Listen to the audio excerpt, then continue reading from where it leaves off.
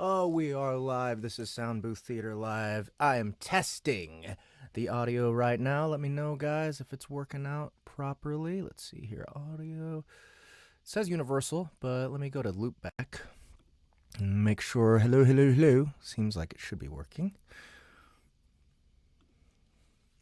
All right, cool. Hope you guys have been having a good time. Sorry, I have been basically out of the studio for so long.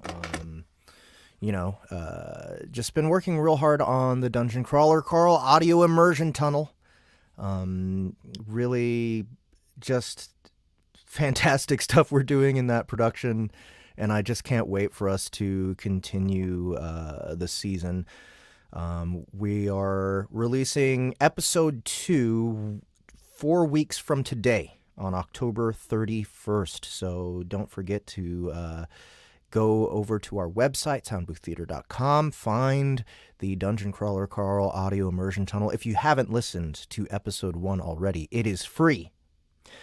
And if you like what you hear there, you should pre-order the rest of the season. It's all available. What's up, Tristan? Good to see you. Silink is here. Good to see you again. Captain Carnage, Goddess XY. How do I pronounce it? Is it Goddess Z? Goddess I?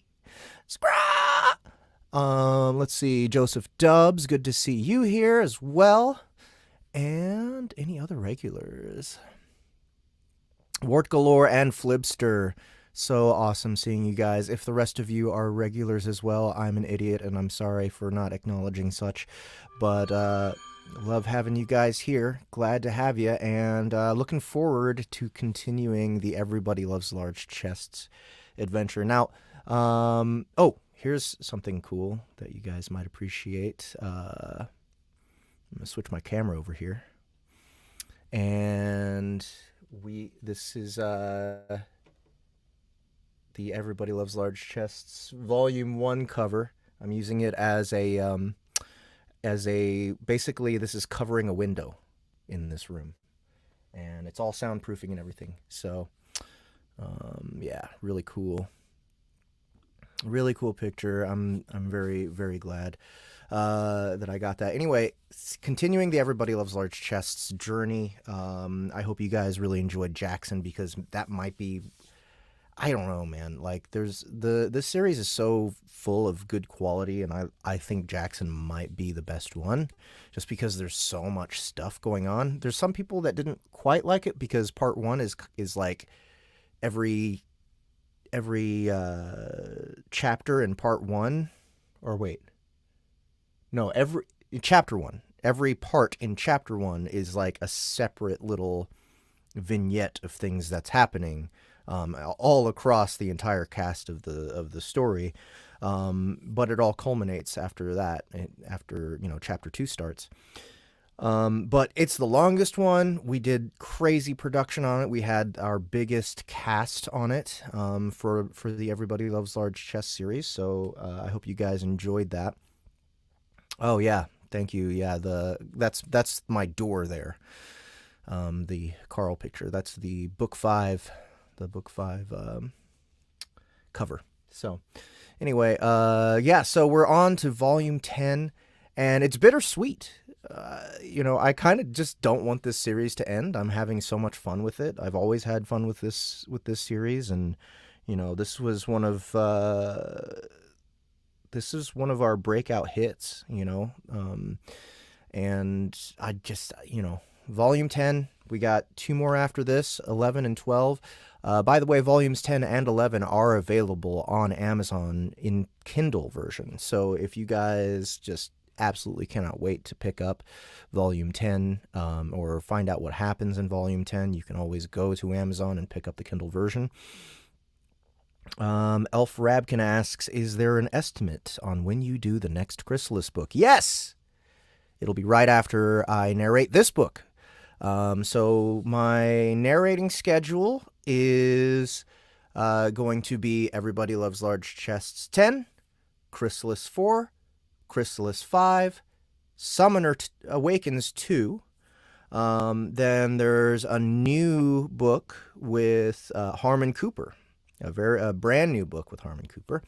And let's see here. Then right after that, a new Sarah King book, which is called... must remember what it's called. Outer Bounds. Outer Bounds. The first book in the Outer Bounds series. We're going to start on that. And actually, this will be our first... Not our first. This is going to be my first dual narration with Annie Ellicott. She's going to be narrating basically half the book. I'm going to be narrating the other half. And then right after that, volume 11 of Everybody Loves Large Chests. So watch out, guys. We got a lot of stuff coming up. But anyway, I hope you guys are ready to get started. We're going to start, like I said in the message earlier, or in the description of the video. By the way, all the links that we have are in that description below in the YouTube video. So if you want to know where to get if you want just simple links to get to the Kindle versions of Everybody Loves Large Chests, they're right in there. But yeah, as I said in that description, this is technically not a cold read because I have read ahead a bit. I haven't finished reading this book, but I do know what's coming up. So I hope that doesn't disappoint too many of you, but I think I'm going to have a better performance because of it. And yeah, let us get started. So I think that's good. I think that's a good composition. Oh, my tea. I want my tea back. And I want to spill tea all over myself.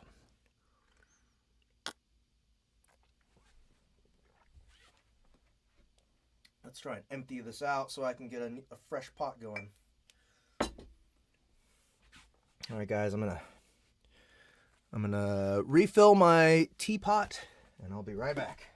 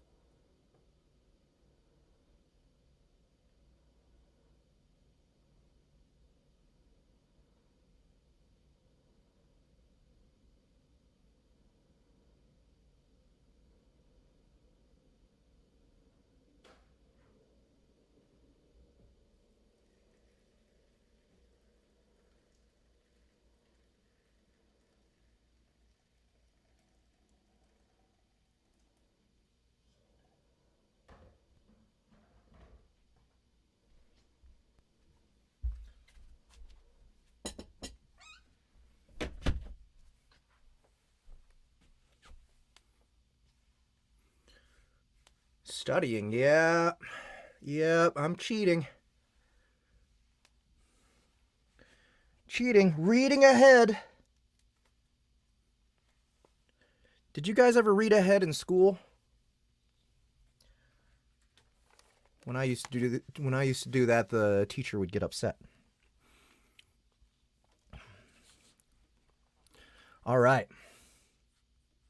And here we go. Oh, of course, I did not start a new audiobook set yet. Let's save this.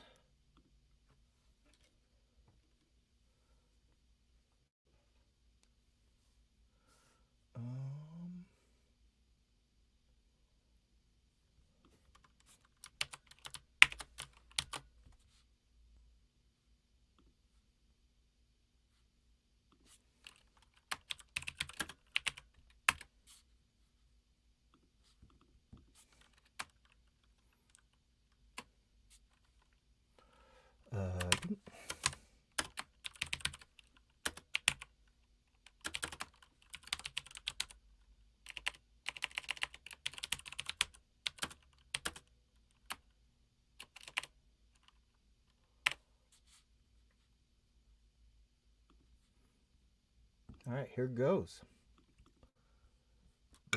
Excuse me.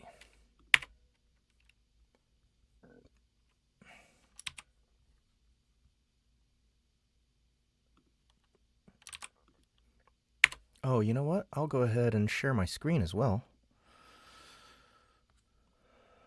Google Chrome would like to record this computer screen. Okay. Grant access. There you go.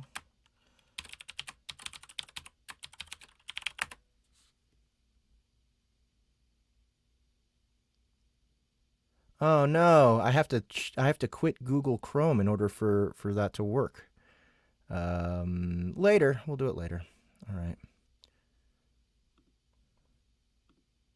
I can't share my screen, guys, because I would have to close Google Chrome in order to do that. So maybe next time.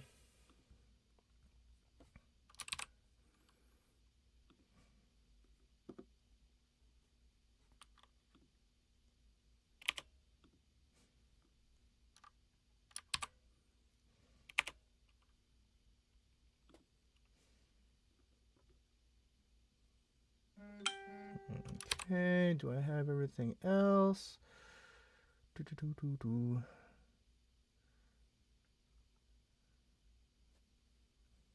right, sorry guys, I'm just renaming some stuff. Let's see.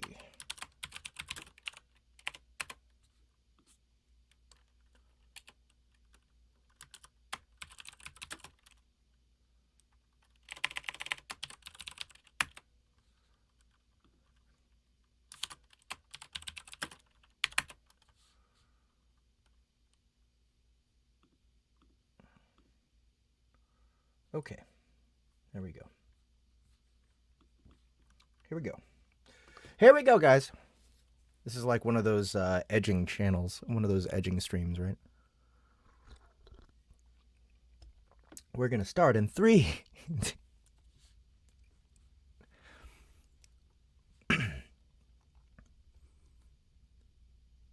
Prologue. Jen stared at the sky with a dull expression that betrayed her thoughtlessness. This was how she usually was whenever she wasn't actively looking for, preparing for, or in the middle of a fight.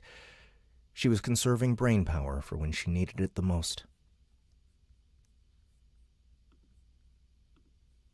She was conserving brain power for when she needed it the most, leaving her in a state that could be described as stoic silence, if one was exceptionally generous.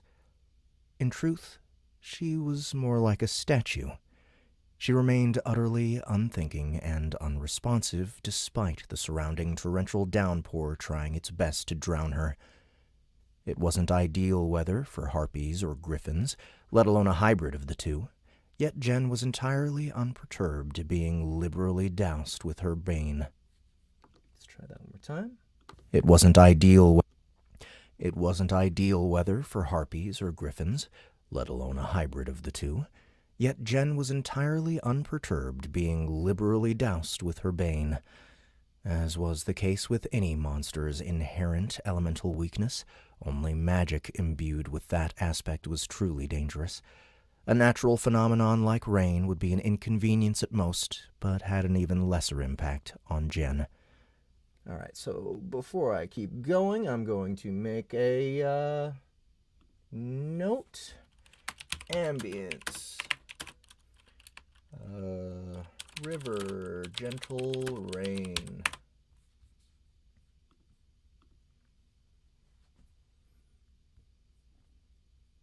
Oh, you know what? I should... Do we have... Nope. Okay, so I'm going to add some MIDI tracks. Insert MIDI track.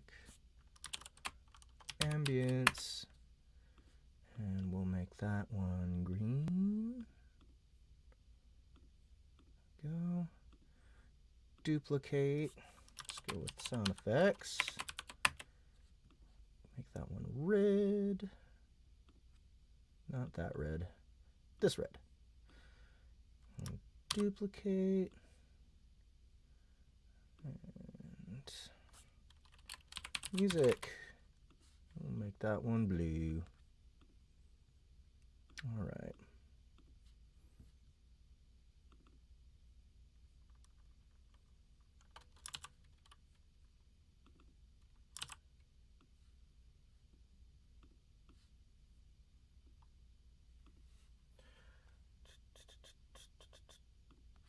go.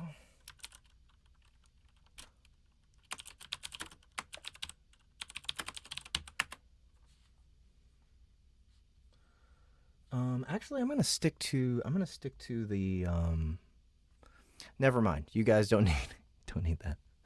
Don't need that action. Backflip booth, Jeff? Oh, I could do a backflip in here. I have room to do a backflip in here if I knew how to do a backflip. I'm sorry, what track? Silence says. I'm not sure what you mean. MIDI track? Is that what you were whatting at? Wearing the shirt. Act on Jen. Though now a monster, she was still a level 100 monk with a maxed out diamond soul skill. The Griffin Girl wasn't cold despite the fact she was lightly clothed, and the droplets that fell on her skin would either bounce or slide right off, leaving her remarkably dry. The only exception were her feathery wings, which couldn't help but get thoroughly soaked. This rendered her unable to use her innate wind magic to fly. She could probably do it through sheer force if push came to shove, though there was little need for it. Jen was only a few kilometers from her new home beneath Rancid Rock, a distance easily covered on foot. She also wasn't in any particular rush to get back, as she rather enjoyed the weather. The overwhelming downpour... I just fucked that up. I flipped the page on accident. There we go. The overwhelming downpour had a habit.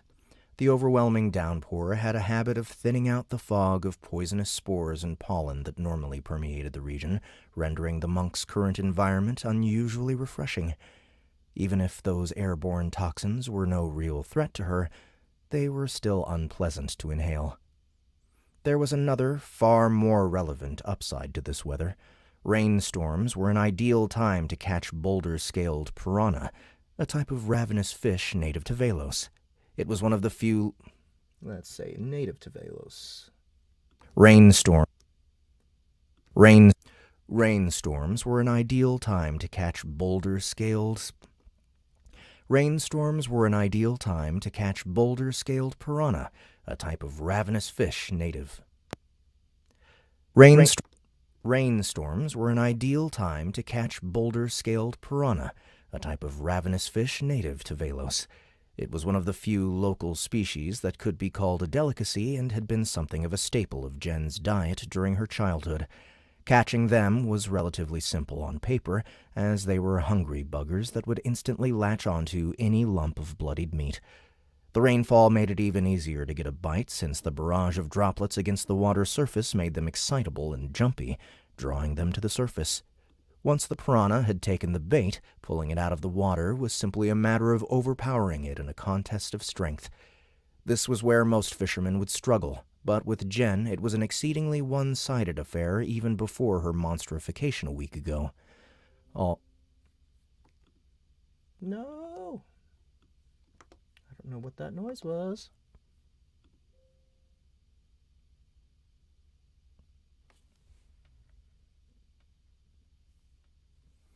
What is that?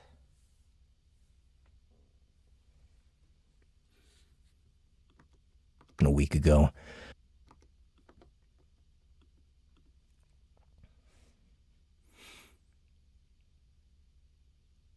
A week ago. Here. All she had to worry about was having a rod, line, and hook sturdy enough to handle the forces at play. Thus, she was currently laying on her back atop a bare rock on a random riverbank.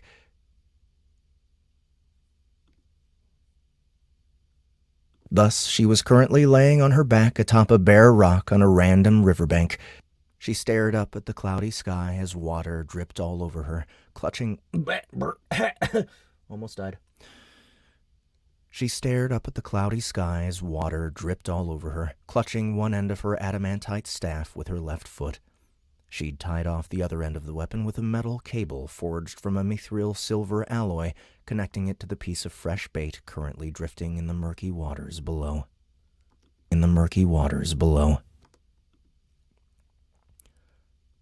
All right, and here's Feezy. Feezy time. All right, let's make sure I got a fizzy track ready.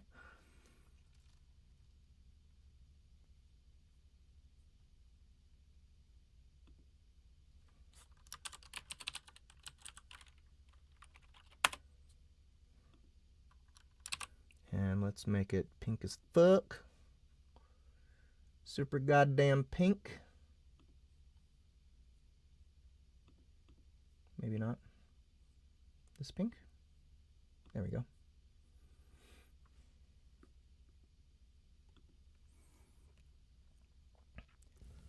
Really? That's where 5 meters of my superconductor disappeared to?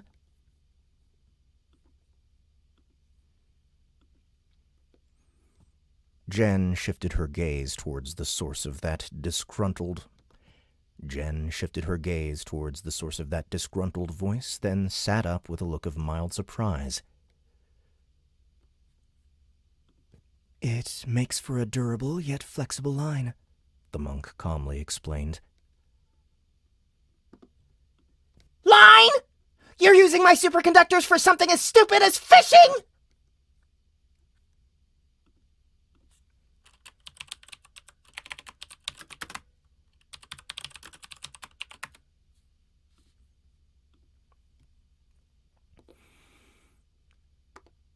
Fishing?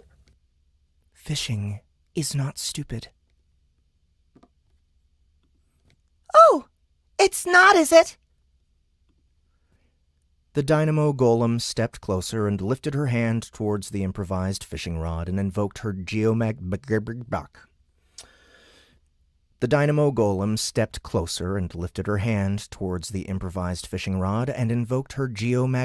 grip. The high-performance electrical cable slid off the end of Jen's staff and flicked towards Fizzy as if it had a mind of its own. She grabbed it and raised her body's power output, causing the current permeating her body to spike. Arcs of blue lightning crackled around her, evaporating the raindrops that fell on her mithril frame. Arcs of blue lightning crackled around her, evaporating the raindrops that fell on her mithril frame in tiny bursts of steam. The current was transmitted through the thick cable and into the rushing river waters. The current was transmitted through the thick cable and into the rushing river waters.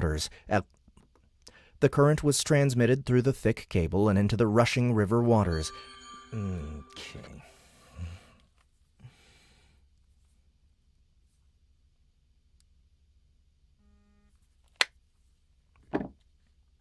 The current was when people like text or call, when I forget to turn off my notifications and stuff on my phone, it only happens when I'm retaking something over and over, and I'm finally I got it this time. That's the only time people call. The current was transmitted through the thick cable and into the rushing river waters, electrocuting everything within a few dozen meters of it. It lasted only an instant, but the sudden shock had either stunned or outright killed dozens of large-toothed fish, causing their unmoving bodies to float up to the surface. See? Stupid. Fizzy grumbled as she reeled in her precious cable. Why go through the trouble of baiting a line when you can just do that?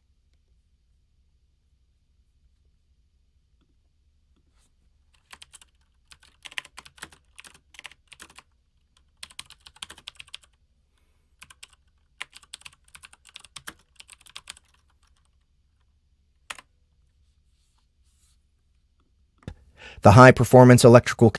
She grabbed it and raised her body's power output, causing the current towards the improvised fishing rod, and invoked her geomagnetic... The dynamo golem stepped closer and lifted her hand towards the improvised fishing rod and invoked her geomagnetic grip. The high... Actually, we'll just...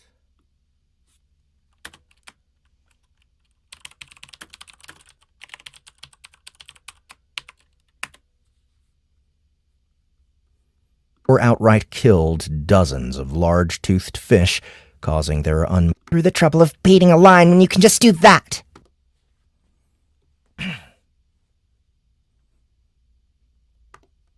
Do that.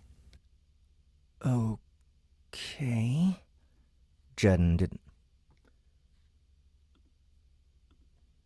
Do that. Okay. Do that. Okay. There we go, that's the one. Jen didn't feel like arguing over the sport's relaxing nature or the whole man versus wild aspect of it, mostly because she didn't really buy into that drivel. The only reason she was even doing it the stupid way was to kill time until the rainstorm had passed. If she was trying to be efficient, she'd smear herself in animal blood and dive in so the hungry biters would come. If she was trying to be efficient, she'd smear herself in animal blood and dive in so the hungry biters would come to her, blissfully unaware it was all but impossible for them to pierce her ki-imbued skin. Regardless of her intentions, she certainly wasn't going to complain about getting so many of them at once and was looking forward to grilling them up. Regardless of her intentions, she certainly wasn't going to complain about getting so many of them at once and was looking forward to grilling them up later. Right now, however, she was far more concerned with Fizzy's presence all the way out here by the river. How are you here? What's that supposed to mean? The golem squinted. I was told dungeon masters could not leave the dungeon. This tidbit was the source of the monk's initial...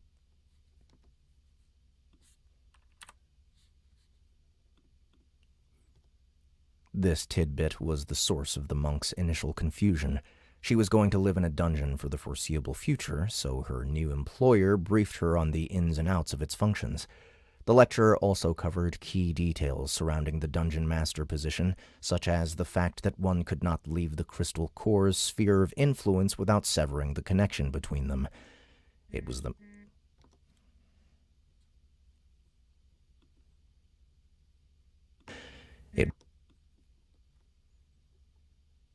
main reason Jen was ill-suited to the post.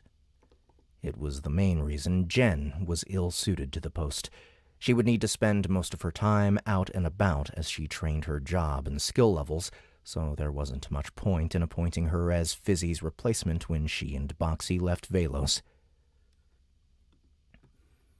They can if they're quitting. A moment that had come sooner rather than later. I put the finishing touches on my weapon upgrade earlier today, so we decided we'd board the next boat out of here. Which is tomorrow. I see. Though rather abrupt, Boxy's departure was hardly unexpected considering the shapeshifter had discussed its plans for the immediate future with Jen in significant detail. The only reason it stuck around this long was because its trophy wife insisted she finish her newest project while the spark of inspiration was still bright, in the golem's own words. Once the shapeshifter departed, it would be at least 2 weeks before it got an opportunity to drop in and check it. Once the shapeshifter departed, it would be at least 2 weeks before it got an opportunity to drop in and check on Jen. Once the shapeshifter departed, it would be at least 2 weeks before it got an opportunity to drop in and check on Jen, meaning she'd be completely on her own until then. Will Boxy be coming to pick you up?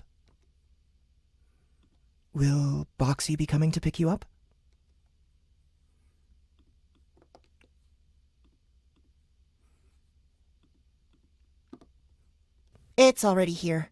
It asked me to find and bring you back. Understood. Let me just grab some... Now! Meatbag! We don't have all day!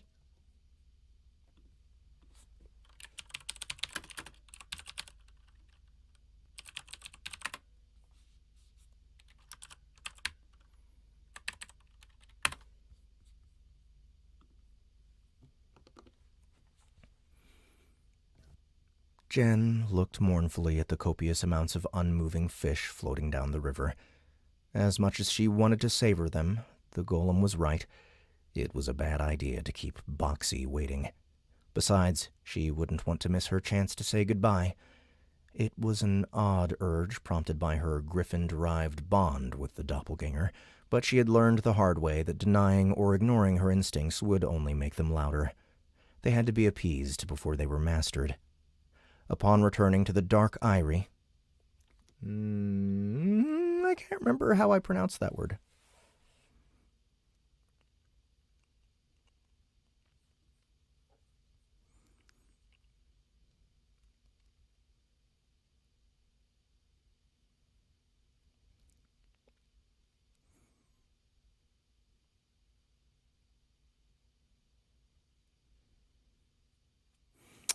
Let's see here.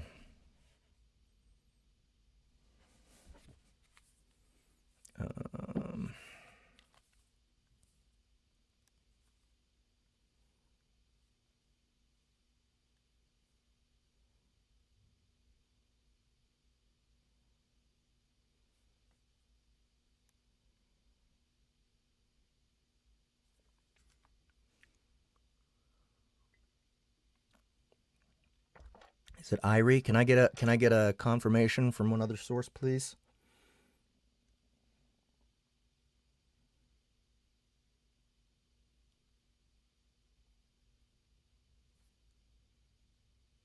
The southern continent of...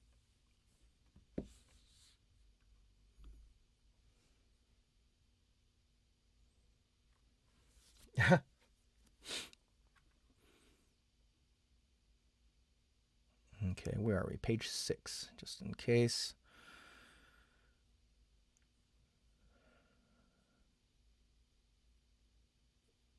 There's Jackson. Erie.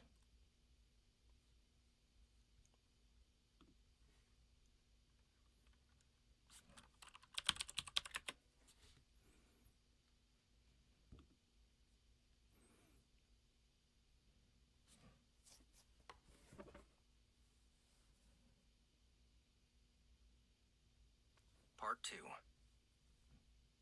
Neighbors stepped out of it as soon as the visitor mountain itself was utterly bereft of such vegetation. It had moss and weeds aplenty, yes, but those could be found in far more accessible places with greater I think I went too far. Minutes ago. The shapeshifter rolled a nearby boulder out of the way with its free hand, revealing a deep crack in the barren cliffside. It silently led the fallen angel inside, guiding her deeper and deeper into rancid rock's underbelly. The dim and tight passage opened up into an extremely spacious cavern that proudly announced itself as soon as the visitors set foot inside. You have entered the Dark Eyrie. Eyrie. Thank you, Tristan.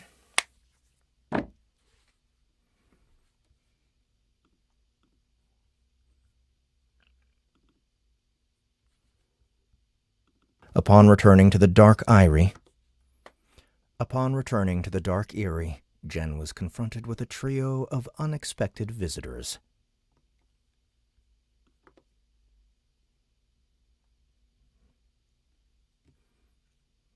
So we need a chick 2 track.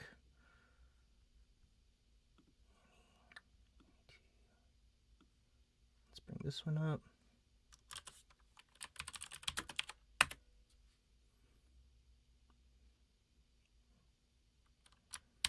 We'll go ahead and make this one this. Get rid of make this one this.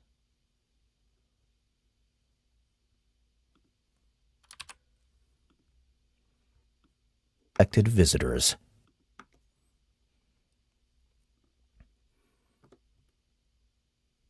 Oh, I need 3 chick tracks for this chapter. I think.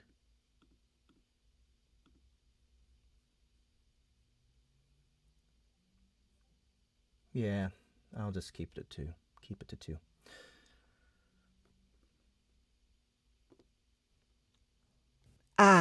The prodigal bird brain. The prodigal bird brain returns. Sup, chicken wings?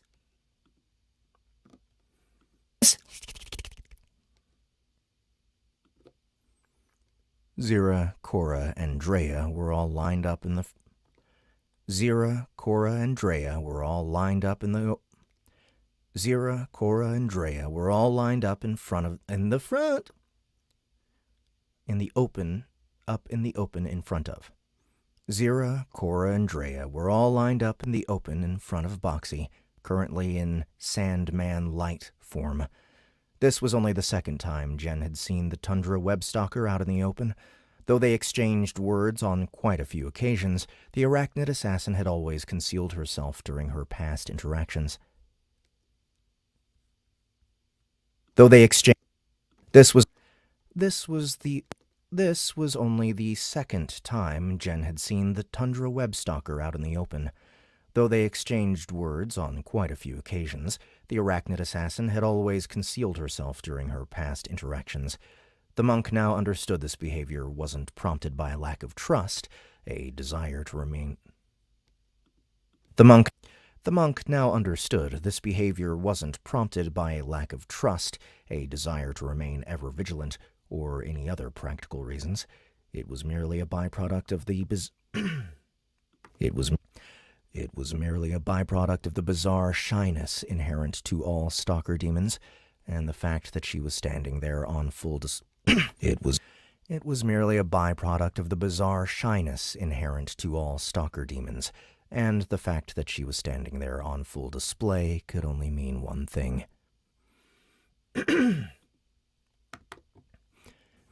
Is it time for another team-building exercise?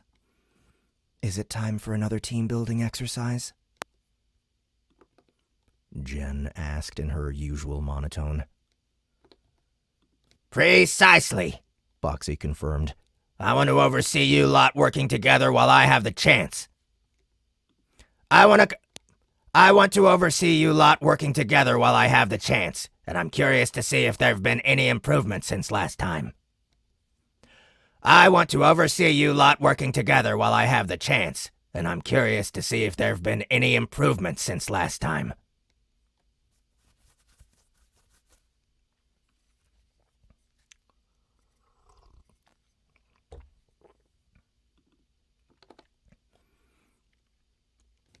Solid teamwork was as important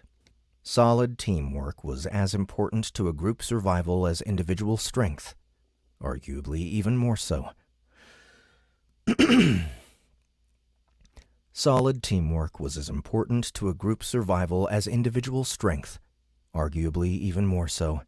It was a valuable lesson the shapeshifter picked up early in life after having to fight...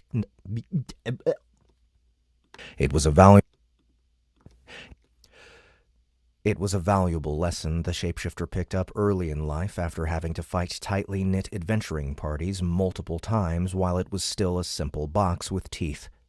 It learned that the best way to engage such an enemy was to destroy or cripple the group's unity before it engaged them in a direct assault. This was best accomplished through the underhanded methods like assassinating a party's healer or leader before engaging the rest. However, the concept of teamwork didn't come naturally to most monsters, let alone exceptionally selfish creatures like mimics. It wasn't until Boxy started role-playing as Kira Morgana that it grasped there was more to it than using its minions to make up for its own shortcomings. Milo Fayhorn taught the not-a-cat girl that cooperation had far more potential as a two-way street, which the experienced instructor condensed in some sage words of wisdom.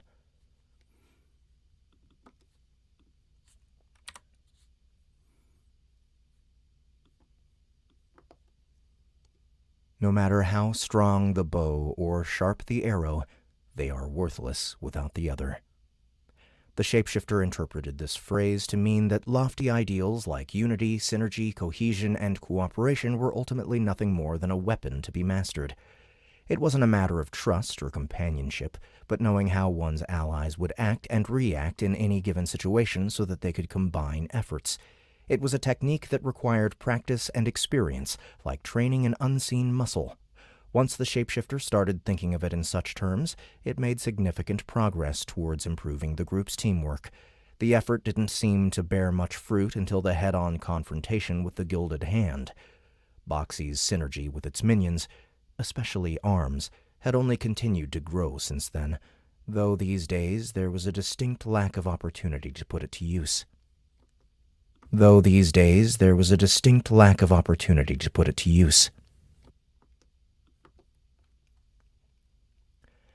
This lull in large-scale violence would end once the Dragon Festival began, so the monster felt it vital that Jen got used to working with the others in extreme situations as quickly as possible. Boxy was a shapeshifter with a wide variety of abilities, so it could easily adapt to the presence of a new ally. Boxy was a shapeshifter with a wide variety of abilities, so it could easily adapt to the presence of a new ally. The monk had proven herself equally as flexible, no doubt a trait she picked up over a lifetime of swapping allies and allegiances. The other girls were less than cooperative. Whether it be Fizzy's pride or the stubborn nature of a centuries-old demonic trio, they seemed to have some deep-rooted reservations towards working with a former enemy. This was a problem, as poor teamwork could prove disastrous when challenging the unpredictable terrain, powerful creatures, and veteran rankers of the Shattered Isles. Luckily, Boxy had a solution. The girls just needed to be thrown in a few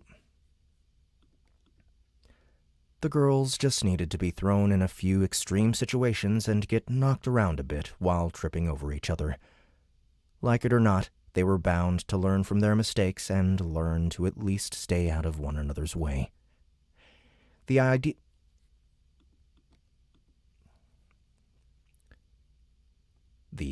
place to do that was currently in the palm of Boxy's hand.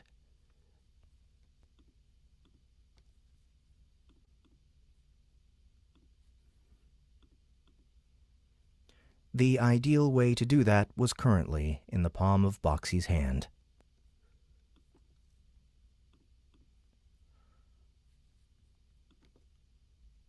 The ideal place to do that was currently in the palm of Boxy's hand.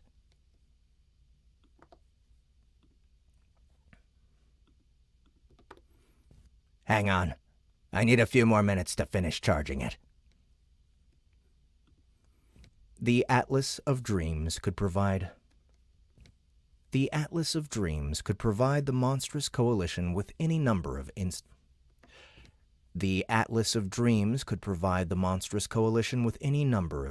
dungeons, each with their own unique challenges and difficulty rating. Whether it was powerful monsters, extremely hostile environments, special rules, or a dastardly mix, the vast majority of the Divine Items 55 dungeon templates could... Whether it was powerful monsters, extremely hostile environments, special rules, or a dastardly mix, the vast majority of the Divine Items 55 dungeon templates could serve as a controlled training ground. When the group tried it 5 days ago, they had gotten a preset called the Nothingness. It was empty space devoid of any solid ground, gravity, and light that threw asteroid elementals at them. It was empty space devoid of any solid ground, gravity, and light that threw asteroid elementals at them, punctuated...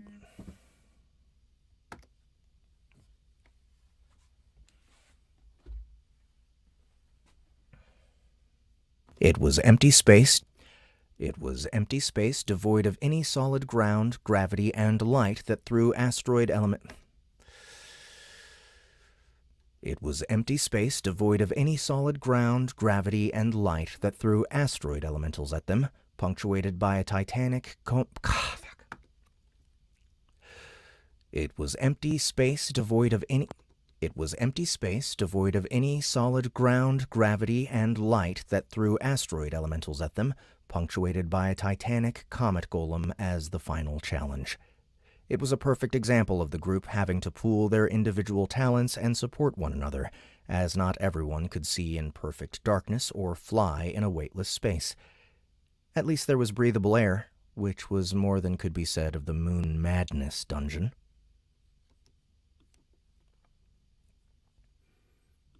At least there was breathable air, which was more than could be said of the Moon Madness dungeon. All right, here it comes.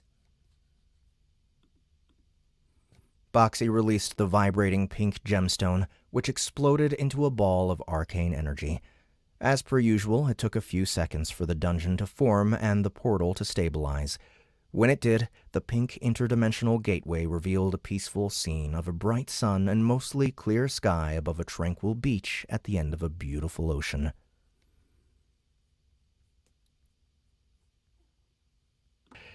At least there was breathable air. Okay, so I forgot. I need to go back and look at when...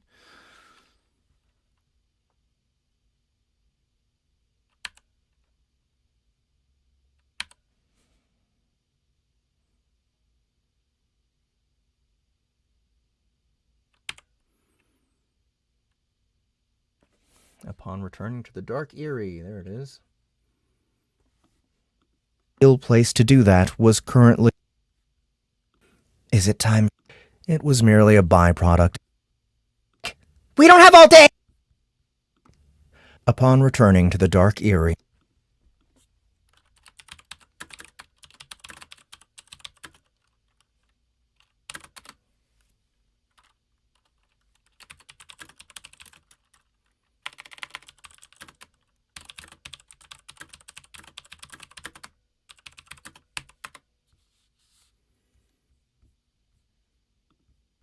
Right, here it comes.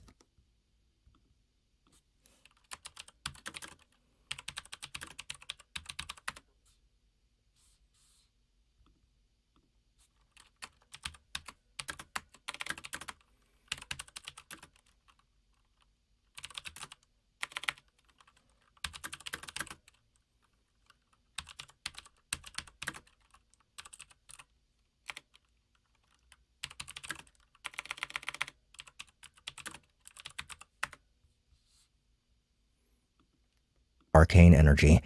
As per usual, it took a few seconds for the dungeon to... When it did, at the end of a beautiful ocean. Alright, just made some notes for the sound effects people.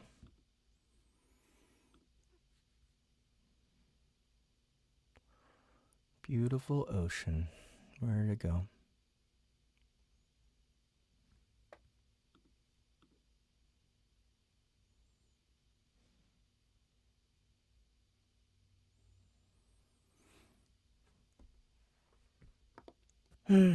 Unfortunate. Well, that sucks. This again? Yeah, count me out. Yeah, count me out. Everyone but Jen and Boxy groaned in disappointment when they recognized they'd hit one of the 4 vacation dungeons. The most boring one, too. Let's try this again. Beautiful ocean. Unfortunate. Unfortunate. Well, that sucks.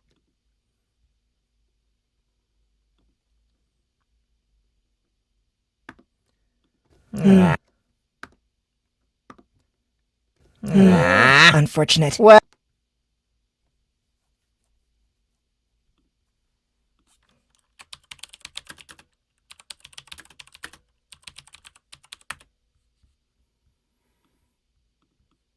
One, too. The ski lodge in the Winter Wonderland offered a fun activity from another world that hadn't quite caught on. The floating city took place in an impossible town that rested atop the clouds and offered some unique cuisines and sights. The gambler's gambit was in a league of its own, as it took the shape of a luxurious casino with many features and activities that included, but were not limited to, blackjack and hookers. Compared to them, Fun in the Sun was the dullest by far in the Compared to them, Fun in the Sun was the dullest by far in the demon's collective opinion, and the absolute worst where Fizzy was concerned. This particular iteration was especially dull. The environment's colors were somewhat randomized and could produce some halfway interesting combinations, like purple skies. Sorry, there's a car. Like purple skies, green waters, and orange sands. Alas, even that small deviation had conspired to bring about a thoroughly normal-looking space. Like purple skies, green waters, and orange sands. And orange sands. Alas, even waters and orange sands.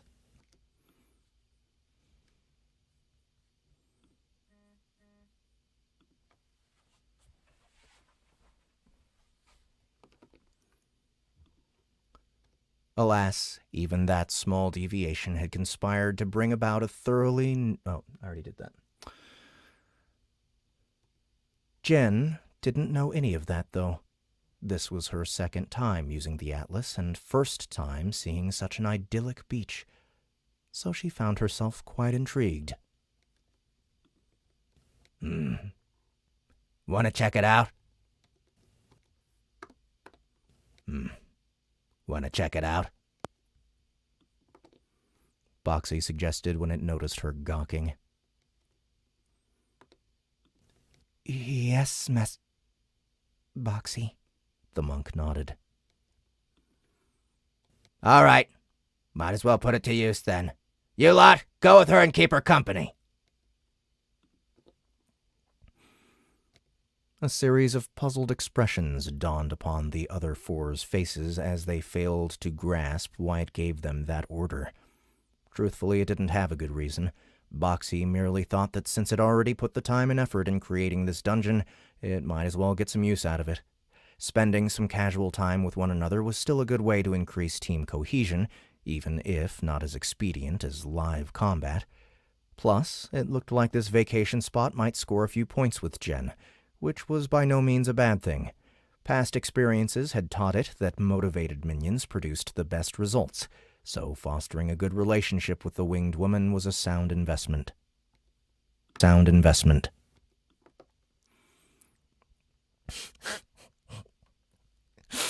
Oh my god, this line is amazing.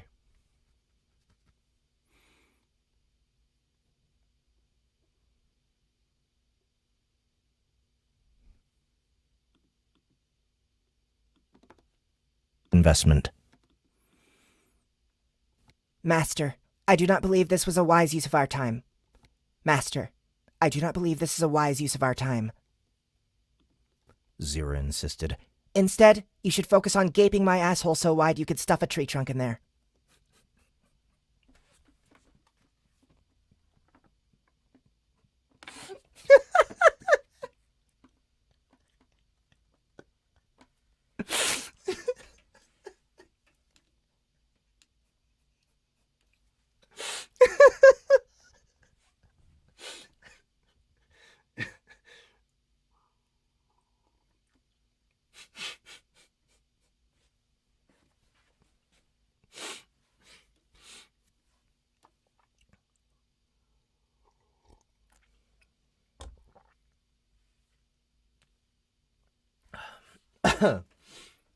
Too good.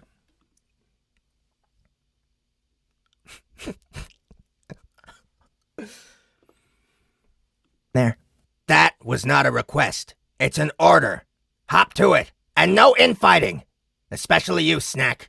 I don't want to hear how you accidentally scorched Jen's face off. Off. Yes, Master. Off. Yes, Master. Off. Yes, Master. Off. Yes, Master.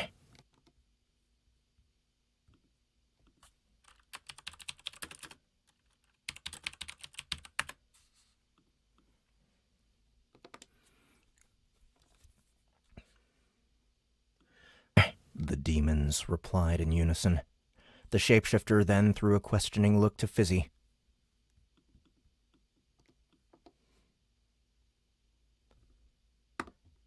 Aha! No! Screw that place. She firmly declined. She firmly declined.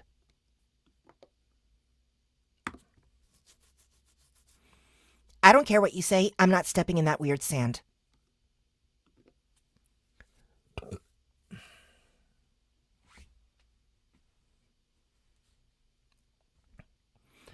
The golem had been somewhat traumatized by the desert's...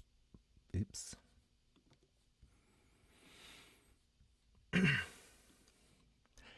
The golem had been somewhat traumatized by the desert-spanning misadventure that she, Kira, now and that monk raptor named Kurai mistakenly undertook. She swore she still heard the rattle of loose sand within her chassis, even though it had been over a year, and Boxy repeatedly assured... She swore she still heard the rattle of loose sand within her chassis, even though it had been over a year, and Boxy repeatedly assured there weren't any rogue... She swore she still heard the rattle of loose sand within her chassis, even though it had been over a year, and Boxy repeatedly assured there weren't any rogue grains left. There was no way in hell she was going to put herself through that again just to play nice with the new girl. The shapeshifter wanted her to, but if Izzy refused so vehemently, then it wouldn't force her. That's what being a partner meant, even if being defied was rather irksome. Though Boxy knew better than anyone, it could never stay mad at Fizzy. She was too shiny for that. All right. It shrugged. I guess we should get back to town. I guess we should get back to town to see if Now can enchant that new hammer of yours before we leave. I'm still ordering the rest of you to escort Jen into the instant dungeon and enjoy it. I'm still ordering the rest of you to escort Jen into the instant dungeon and enjoy... I'm still ordering the rest of you to escort Jen into the instant dungeon and enjoy yourselves, though. Before we leave. I'm still ordering the rest of you to escort Jen into the instant dungeon and enjoy yourselves, though. As ridiculous and open to interpretation as it was to command someone to have fun, it was not a concept beyond the realm of the summoning contract. Boxy and Fizzy exchanged curt goodbyes with Jen before departing and leaving the other four to carry out their new mission. The monk wasted no time and stepped through the swirling pink portal to see what the fuss was about.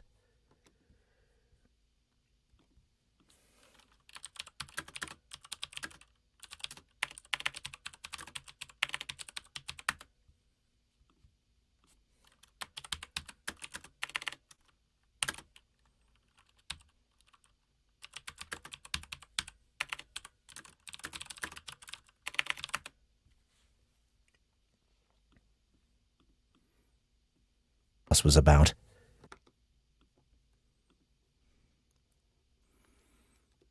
You have entered the Fun in the Sun instant dungeon.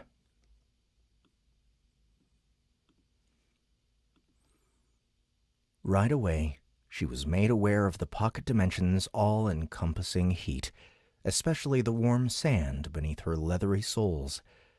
It felt surprisingly pleasant. Enough to coax her to take a few steps forward as she got used to the sensation of stepping on this weirdly smooth sand. When she looked down at her feet, however, she made a startling discovery. All of her clothes, except for her thigh wraps, had been replaced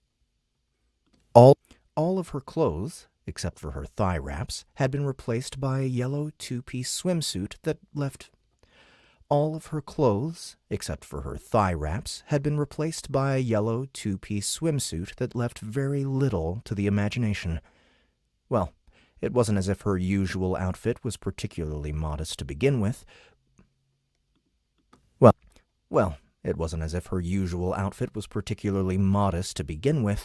these garments were more akin to water-resistant lingerie. At least the fabric was flexible, smooth, and comfortable to the touch, but that was hardly enough.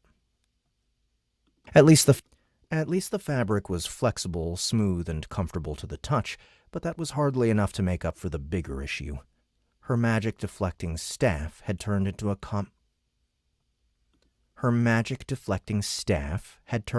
comically large parasol. How do you say that word? Parasol or parasol?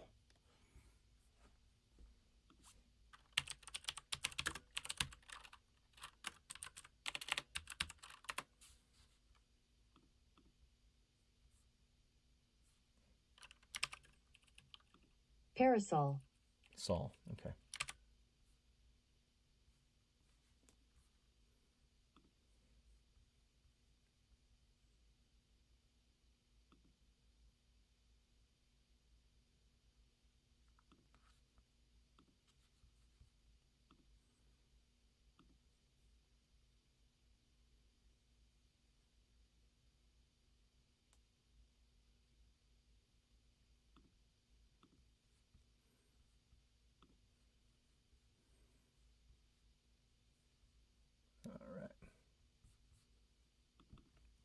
Parasol. Her magic-deflecting staff had turned into a comically large parasol. What happened to my equipment? She asked the others. The dungeon forcibly changes you to a more, shall we say, appropriate attire. The dungeon forcibly changes you to a more, shall we say, appropriate attire.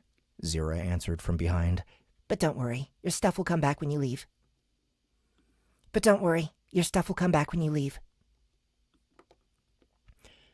Jen looked over her shoulder and noticed that the others also had their outfits swapped out.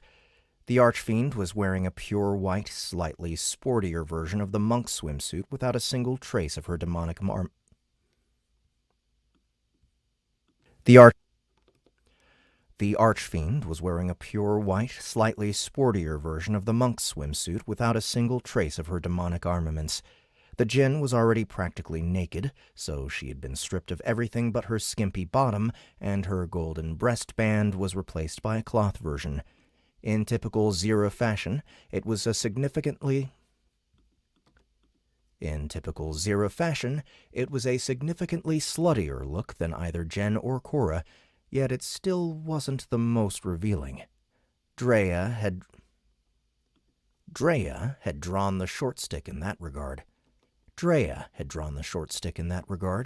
The vast majority of her icy carapace, aside from the parts that made up her hands, feet, and 6 scythe-tipped limbs, was gone. The only sections of her ghostly pale skin that weren't exposed to the salt. The only sections of her ghostly pale skin that weren't exposed to the salty air were her nether regions and nipples, covered in 3 obscenely thin strips of ice. All of her numerous limbs twitched and fidgeted far more than before, making her discomfort clear.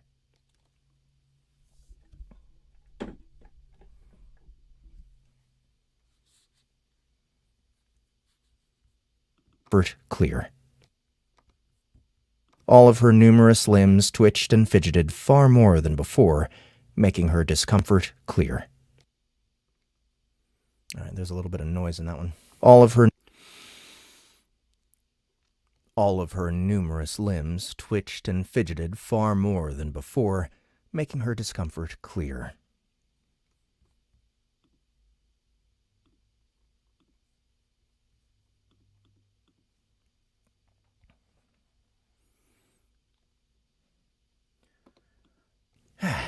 Well, looks like we're stuck in here for the next hour.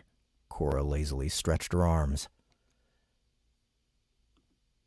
Well, looks like we're stuck in here for the next hour.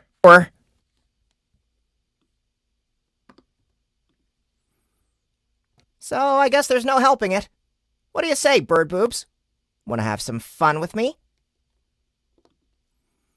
Reporting that I will rip your dicks off and shove them down your throat if you proposition me again.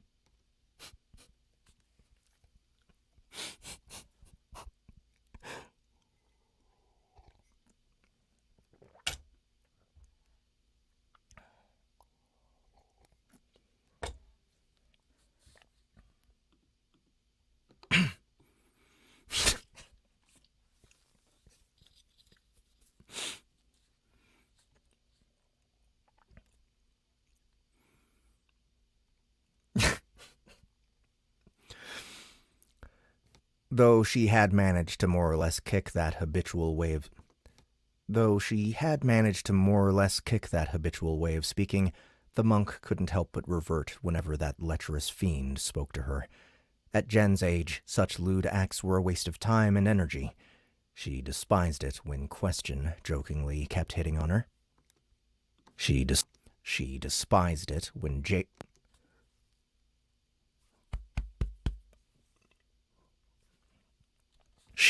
She despised it when Question jokingly kept hitting on her, and she hated it even more when...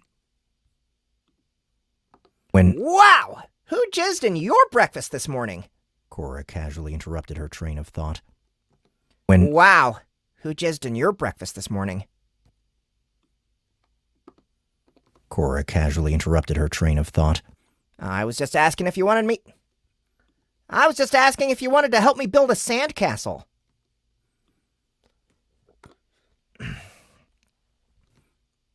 Sandcastle? You do know what those are, right?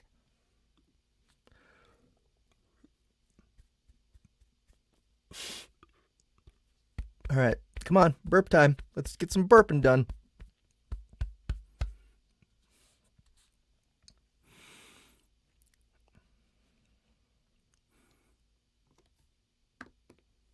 Of course she did.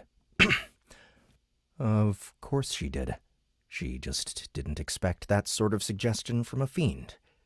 Especially not this one. After all, Cora was the sort of demon only interested in the 3 Fs. After all, Cora was the sort of demon only interested in the 3 Fs: fighting, fucking, and fight fucking. Fighting, fucking, and fight fucking.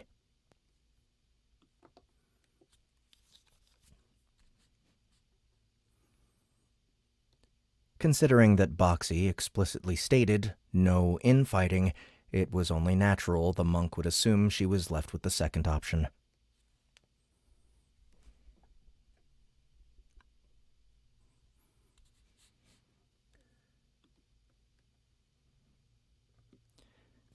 Whatever.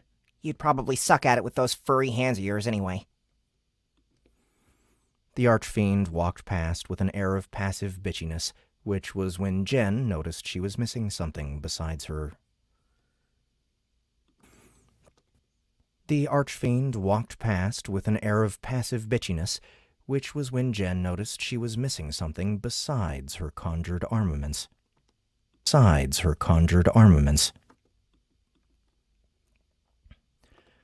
Where are her horns? She turned to Zira. Or yours, for that matter. The jeweled, crown-like growth on the Jinn's forehead, as well as the 3 metallic spikes growing out of the archfiend's head, were mysteriously absent. Nor were the webstalker's... So was the webstalker's massive mandibles. So were the webstalker's massive mandibles framing her 8-eyed face. The harpy had simply failed to take notice of these body parts' absence because the demons looked more normal to her without them.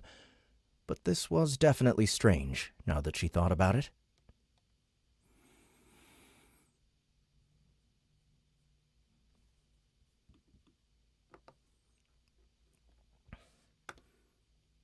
Oh, this dungeon takes those two.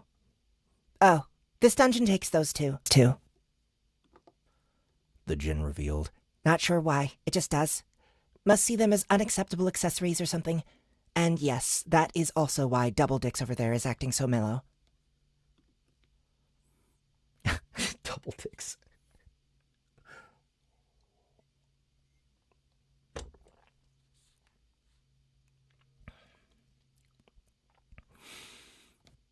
A demon's horns were the physical manifestation of their desires. Should they be removed, whether through force or because of a loopy dungeon with a bizarre dress code, the familiar would temporarily lose some innate part of their being.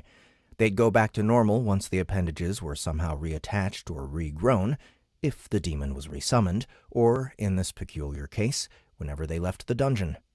So, for the time being, Boxy's minions had to deal with some uncomfortable side effects.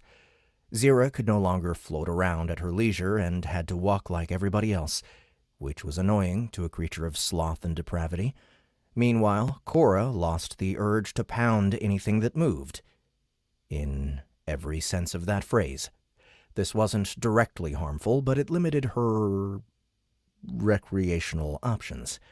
As for Drea, whose horns also doubled as her mandibles, she could no longer sate her gluttonous nature As for Drea, whose horns also doubled as her mandibles, she could no longer sate her gluttonous nature as easily.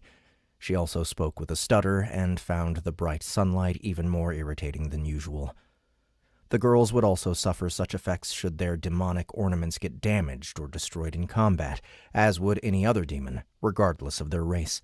Fortunately, most symptoms of horn deficiency syndrome were usually a non-issue in the heat of live combat, but quite prominent in the casual, laid-back atmosphere of the fun-in-the-sun instant dungeon. Drea was suffering the most due to her heightened sensitivity to light, which was why she got busy weaving a sun hat out of her webbing. She could also, in theory, make basic clothing to hide her embarrassingly vulgar appearance. She could also, in theory, make basic clothing to hide her embarrassingly vulgar appearance, but the dungeon would take the articles away the instant she put them on. Hats were one of the few things it tolerated, which was still better than nothing. At least Boxy wasn't here to make things more awkward, but she hadn't quite warmed up to Jen's presence yet. She liked that she could converse with the woman now and then without her constantly trying to spot the lurking stalker, but they were still practically strangers, and this sort of exposure was uncomfortable.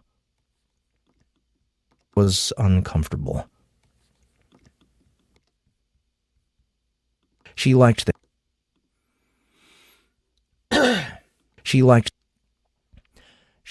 that she could converse with the woman now and then without her constantly She liked that she could converse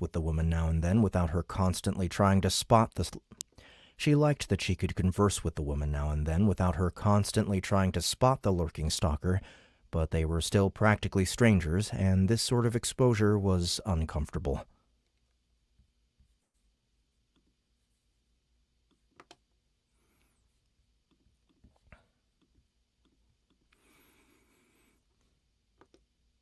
So, is there anything to fight here? The monk moved on to her next question. Sadly, no. Zira replied. I mean, there's this big whale thing lurking about, but it just runs away if you get near it. Not even Master can catch it, but you're welcome to chase it around. Not even Master can catch it, but you're welcome to chase it around if that's your thing. Otherwise, there really isn't much to do except loiter around. I personally prefer to sunbathe. I'm a fire-type demon, so the blazing heat feels quite nice.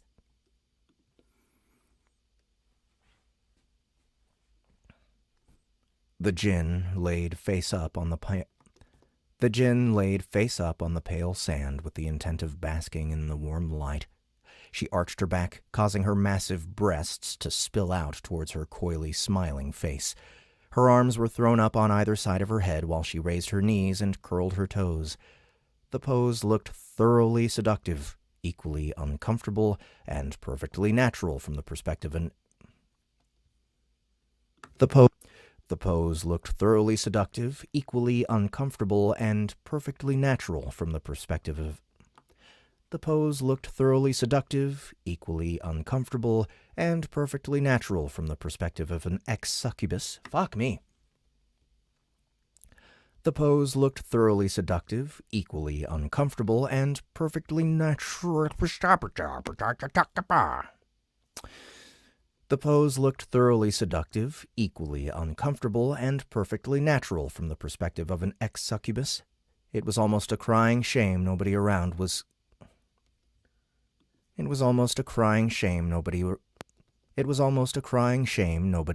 was capable of appreciating her overflowing sex appeal.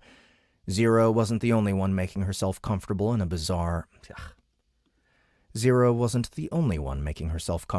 bizarre yet alluring poses. Drea was leaning back with her feet in the air, using her scythes to prop herself up as if she was on an imaginary lounge chair. With the vast majority of her carapace gone and her legs' suggestive angle, she looked almost as lewd as Zira. That was hardly the stalker's purpose, though. Unlike the fiery djinn, the Arctic arachnid hated touching the hot sand, and this was her way of avoiding it.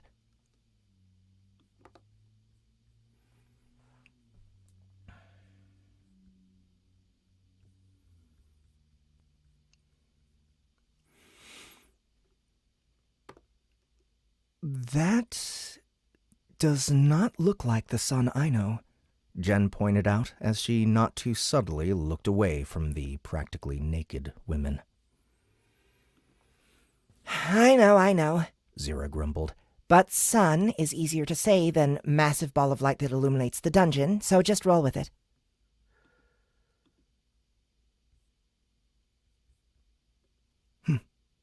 Fair enough. Fair enough.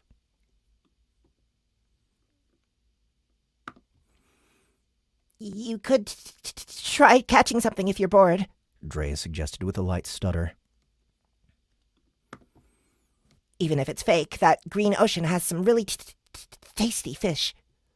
Jen's ears perked up at that statement, and she wordlessly flew off in search of lunch. She was so eager that she even used dust-off to launch herself, producing a sizable puff of sand that engulfed Zira, much to her annoyance. Just because she liked laying on it didn't mean she wanted it in her... Just because she liked laying on it didn't mean she wanted it in her face. Fortunately for Drea, she wasn't close enough to Jen to get caught in it. Fortunately for Drea, she wasn't close enough to Jen to get caught in it. Fortunately for Drea, she wasn't close enough to Jen to get caught in it. Get some for me too, will you? The stalker shouted after the monk.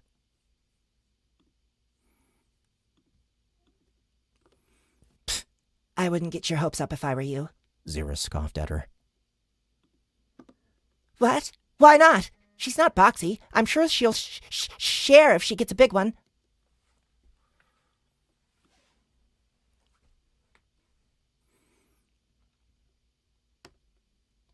She's a human turned monster by the living embodiment of greed.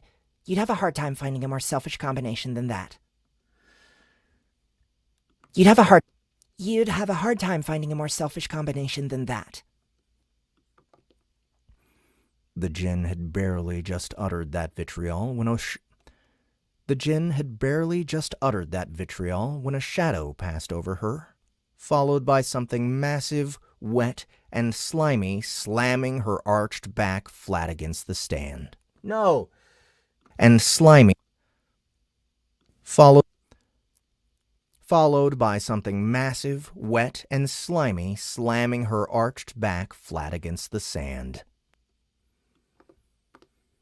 And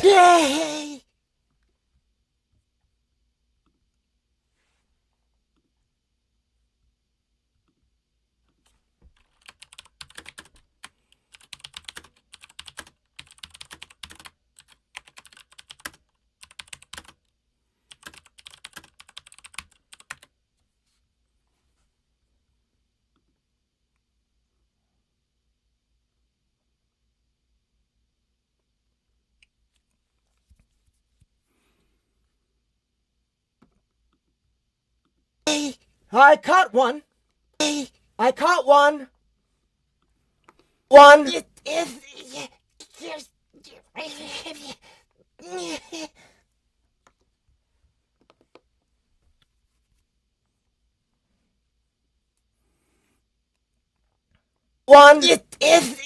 Jen looked strangely proud of herself when she said that, and not without reason. It had taken her mere seconds to bag a 2-meter-long tuna, which was currently thrashing wildly atop the pinned djinn. Oops. Oh, I just didn't record that. Jen looked strangely proud of herself. Jen looked strangely proud of herself when she said that, and not without reason. It had taken her mere seconds to bag a 2-meter-long tuna, which was currently thrashing wildly atop the pinned gin.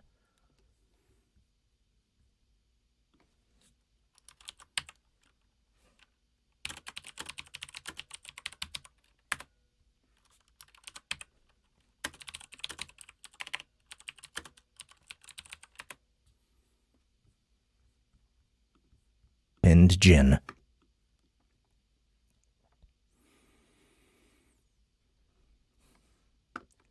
Whoa, that was fast. The stalker blurted out. Usually it takes me at least 20 minutes to find something this big.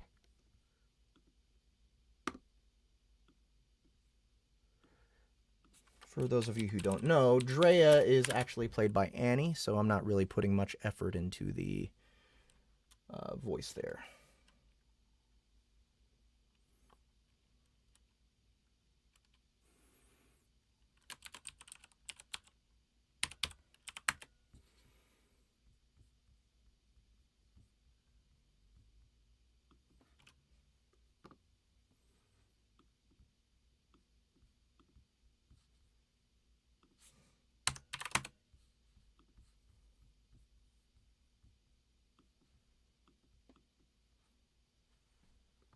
Atop the pinned gin.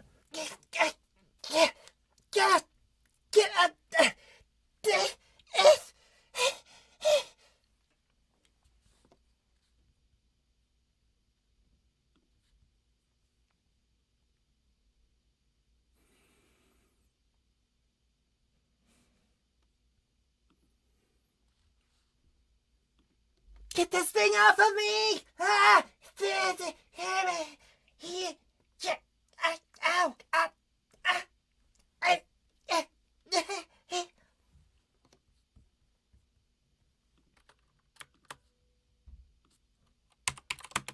Just gonna have that playing in the background.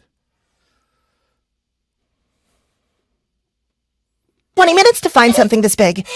The monk didn't reply with words, though the sudden yet honest compliment brought an almost comically bright blush to her cheeks.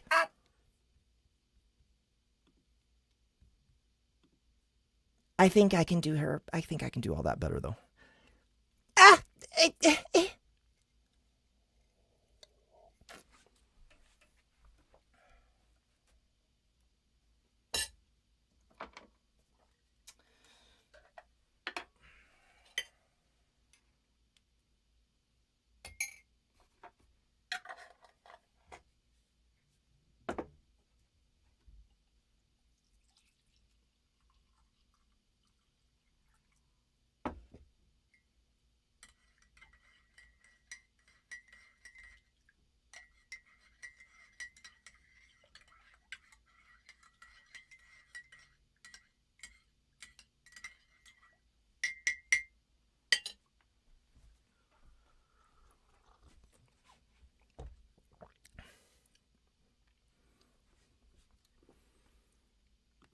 Atop the pinned gin. Whoa, that was fast. Usually it takes me at least 20 minutes to find something this big. The monk didn't reply with words, though the sudden yet honest compliment brought an almost comically bright blush to her cheeks.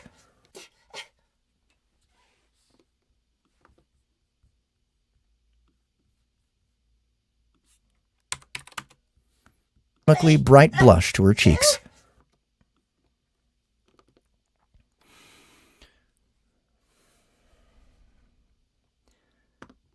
Want me to debone it real quick?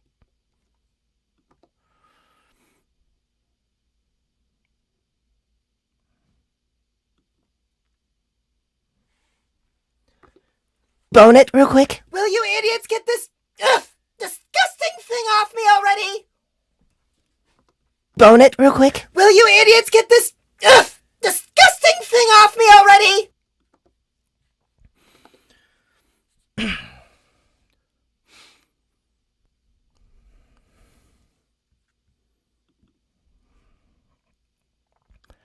Jen nodded, prompting Drea to get busy. She pulled the heavy fish off the complaining but not really Jinn and used her webbing to hang it by its tail from a nearby palm tree. One of her scythes stabbed the fish between its eyes, killing it instantly. She raised her 6 clawed hands in the air and expertly peeled away the oily skin in 3 fluid motions.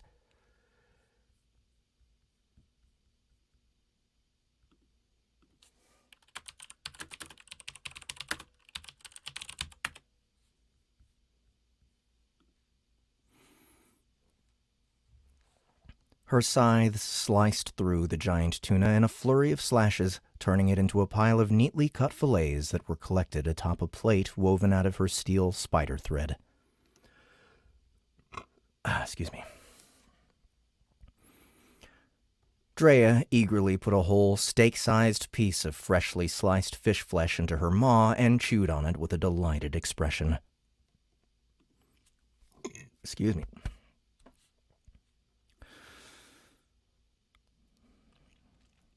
She then offered one to Jen, but the monk hesitated. While it certainly looked like a tuna on the outside, its insides were another story. It had bones and meat, but no sign of any guts or blood. It was not a living creature that could ever exist without a dungeon's magical life support. Her appetite and curiosity nevertheless won out, and the harpy took a tentative bite of the offered sample.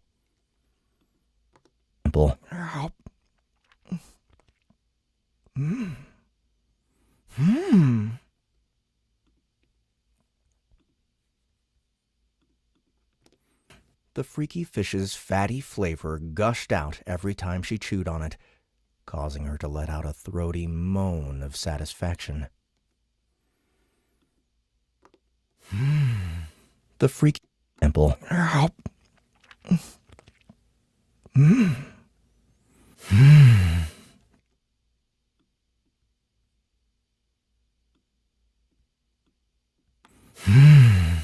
The freaky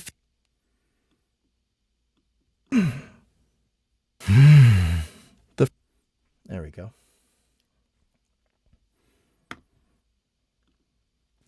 It's good, isn't it? Drea asked with full cheeks.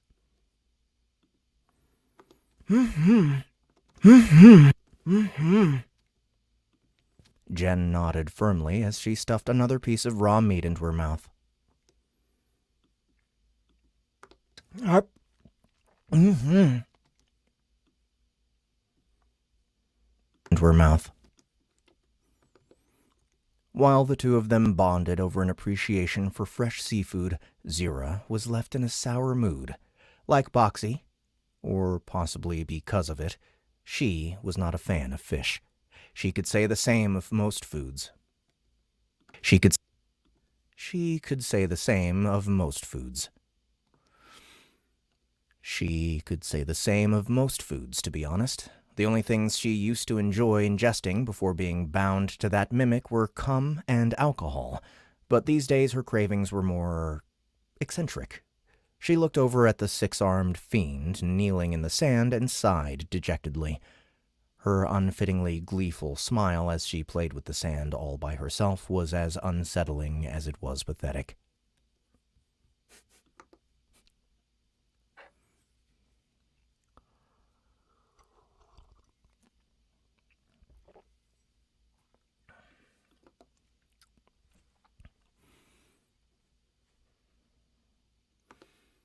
Are you seriously going to do nothing but make shitty sandcastles? She called out to Cora, audibly annoyed. Are you seriously going to do nothing but make shitty sandcastles? She called out to Cora, audibly annoyed.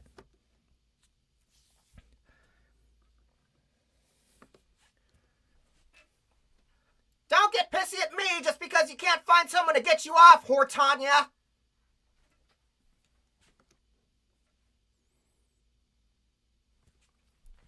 Don't get pissy at me just because you can't find someone to get you off, Hortanya! And they're not shitty!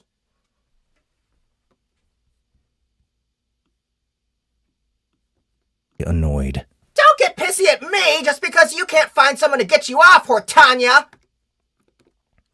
The fiend snapped back at her. And they're not shitty! Though the fiend's pride denied it, Zira's description was quite accurate. Though the fiend's pride denied it, Zira's description was quite accurate. Cora's creations were, objectively speaking, more akin to a collection of shapeless lumps of sand rather than any sort of coherent structure. They could be described as treacherous mountains at best, or steaming mounds of monster dung, if one were blunt. The frustrated djinn had opted for the second option, but it didn't seem to produce the desired result since the fiend, while ticked off, showed no desire to smash her. Then again, they were forbidden from infighting, and Boxy was already far enough away to sever the telepathic link between them, so she couldn't even ask for permission to get smashed.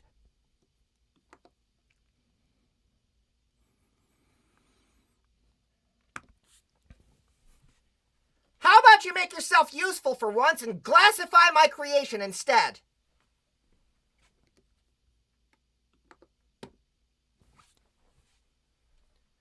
How about you make yourself useful for once and glassify my creation instead? He couldn't even ask for permission to get smashed. How about you make yourself useful for once and glassify my creation instead?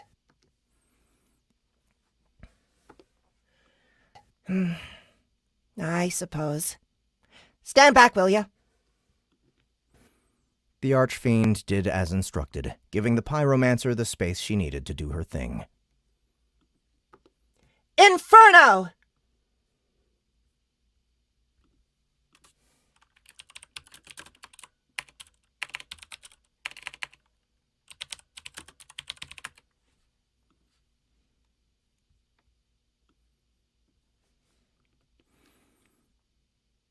A massive blaze of crimson flames swirled around Cora's abstract work of art. A massive blaze of crimson flames swirled around Cora's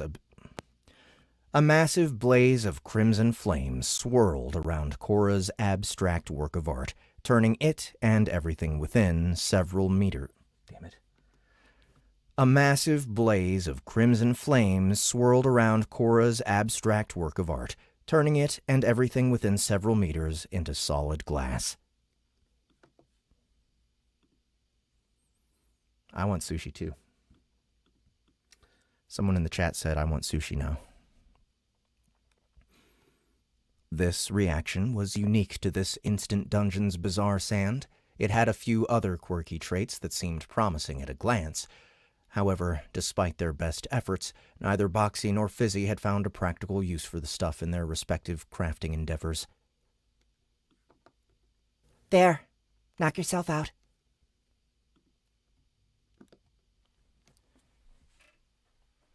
Thanks, slut! Guess you're good for something besides being a cum dumpster after all.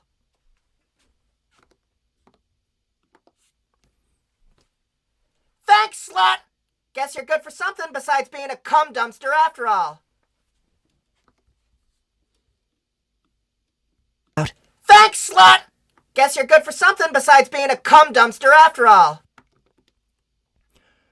Cora leapt dozens of meters into the air and elbow dropped on top of her vitrified castle like a rock, rendering it a crater full of shattered glass.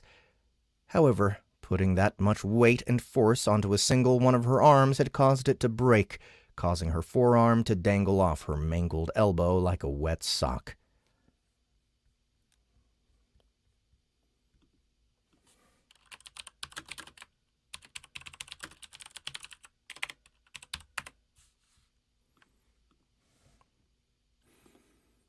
Ah, god damn it.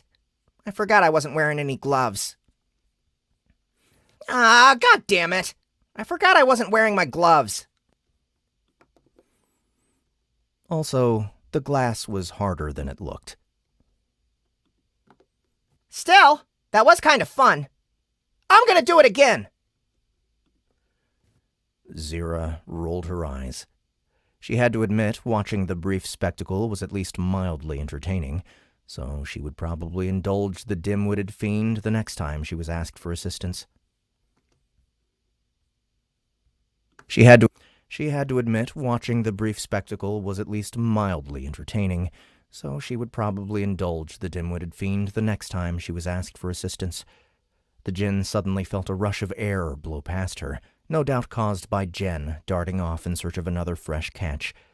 The djinn curiously looked over her shoulder, only to realize that the massive pile of raw fish meat had disappeared in the brief minute she had taken her eyes off it. It would appear that, intentionally or not, Boxy and Drea's combined gluttony had rubbed off on the fuzzy harpy. The monk returned a few moments later, flying over to the webstalker's side while gripping a much more reasonably sized fish in either foot. Boom! That's a chapter. That is a done-ass prologue. How you guys feeling? Thanks again for everybody who's here. We got 23 people watching at the moment, as far as I can tell. Let's see here. We need it. All right. Where is the button? There we go. This should be this. There we go. And one more here.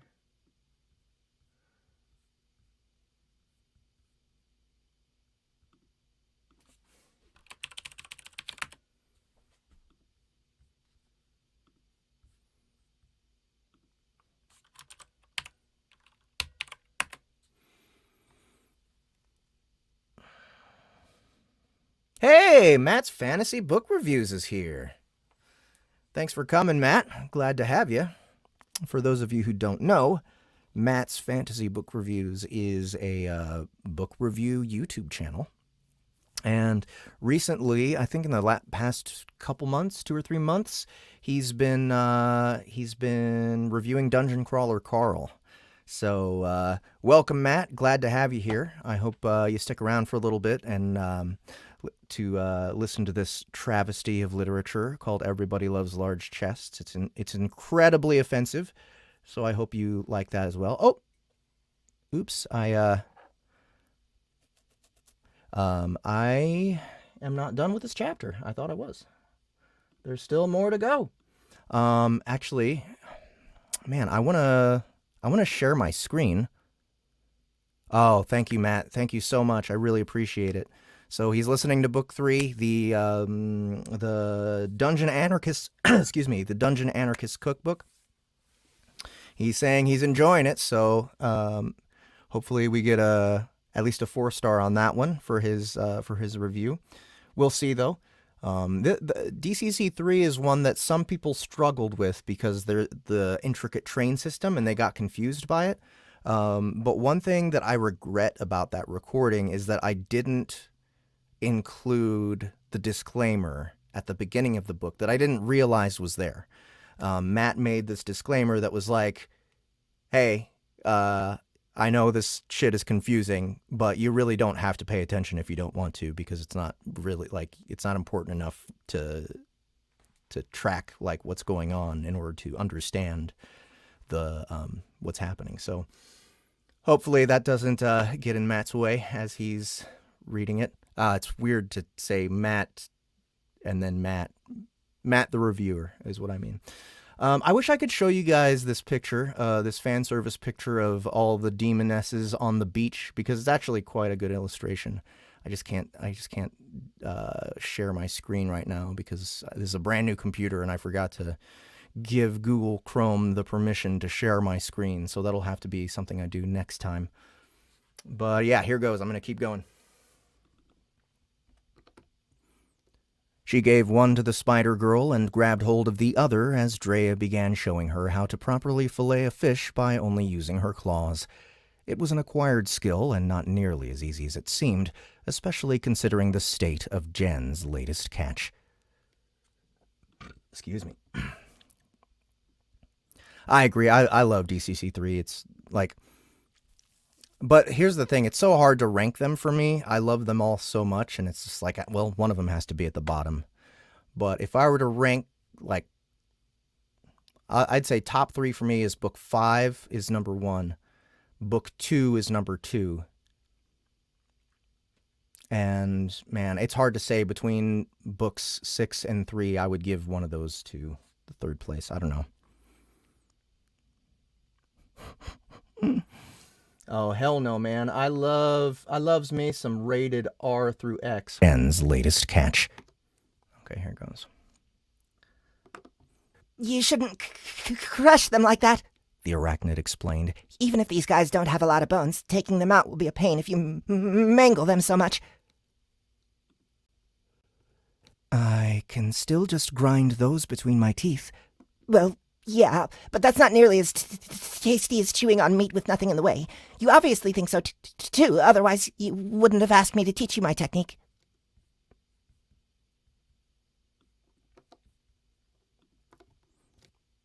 That is a fair point. I apologize. Not a big deal. Plenty of fish out there. That said, wouldn't want to let those go to waste, now would we? The stalker eagerly devoured the fish whole, letting out a disgusting cacophony of crushing, gnashing, and slurping as she did so. It was a very primal way of eating that Jen also indulged in, though she started from the head and worked her way down in 3 big bites. I will go catch some more, the monk reported when she was finished.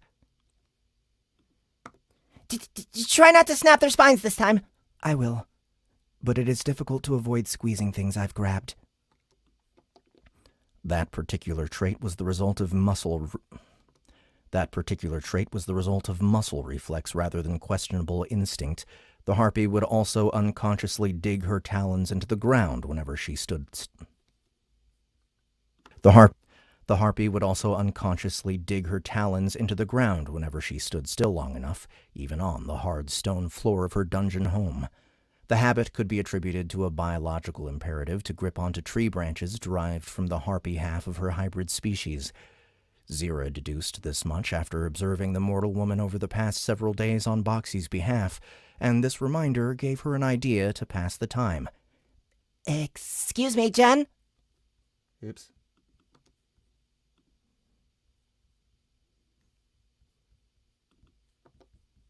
Time.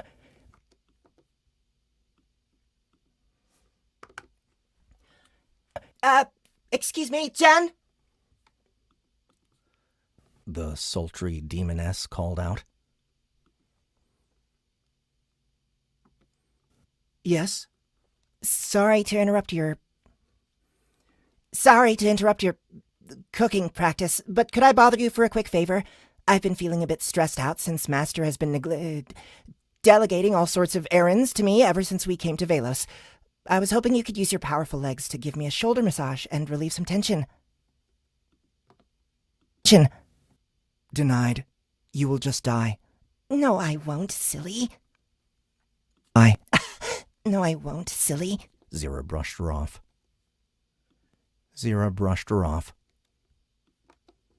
I'm a demon conjured by Boxy. Even if I'm a caster, the body my master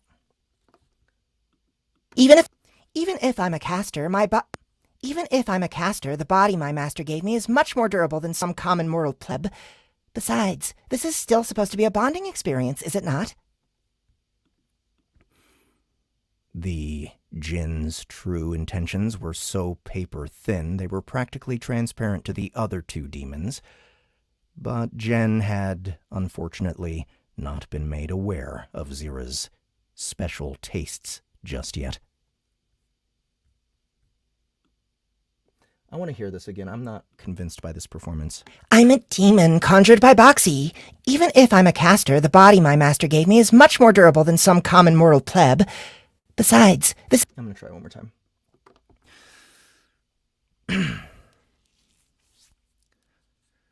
I'm a demon conjured by Boxy. Even if I'm a caster, the body my master gave me is much more durable than some common mortal pleb. Besides, this is still supposed to be a bonding experience, is it not? There we go. Is it not? The Jinn's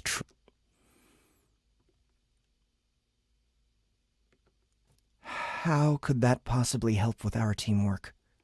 Even though the monk questioned it, she did so more out of curiosity than skepticism. One more time. How could that possibly help with our teamwork? Even there we go. Our teamwork. Even though there we go.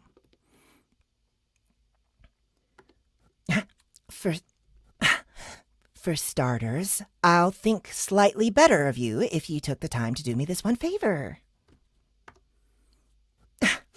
For starters, I'll think slightly better of you if you take the time to do me this one favor. The demoness started piling it on. The demoness started piling it on. It will also help me get better accustomed to your strength. Most importantly, you can think of it as practice to help you control the strength of your grip. Mangling fish is one thing, but you wouldn't want to accidentally hurt Boxy should you need to carry it, right? Let's try one more time. It will also help me get better accustomed to your strength. Most importantly, you can think of it as practice to help you control the strength of your grip. Mangling fish is one thing, but you wouldn't want to accidentally hurt Boxy should you need to carry it, right?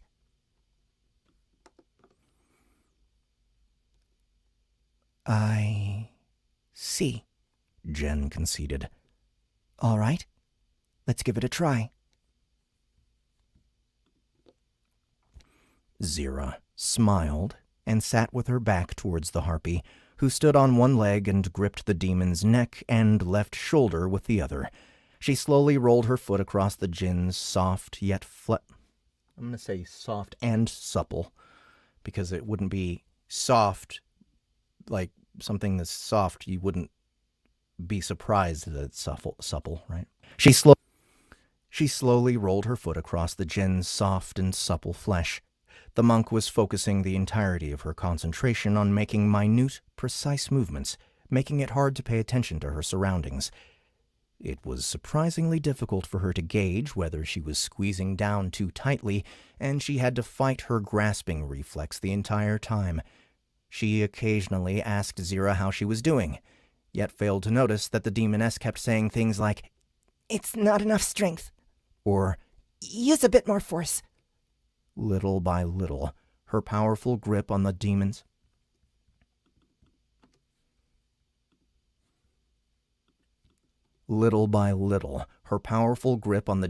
upper body continued to tighten until it reached its inevitable conclusion. Little by little, her powerful grip on the demon's upper body continued to tighten until it reached its inevitable conclusion. Crack!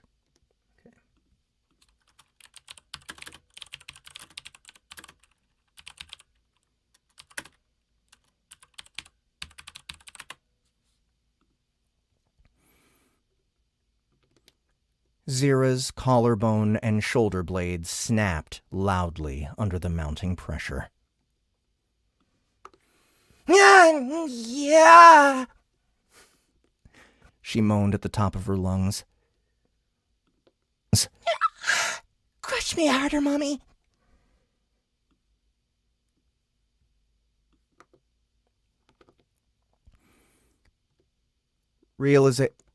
Realization hit Jen like a ton of bricks, causing her to fling the shameless slut within her grasp into the purple sky dome.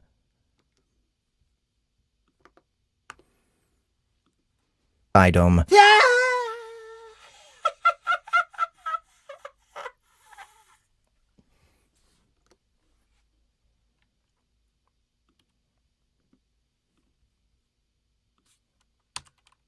No, that's actually going to be good, right?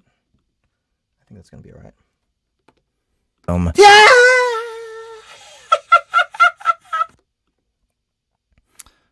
I think that can probably come down a little.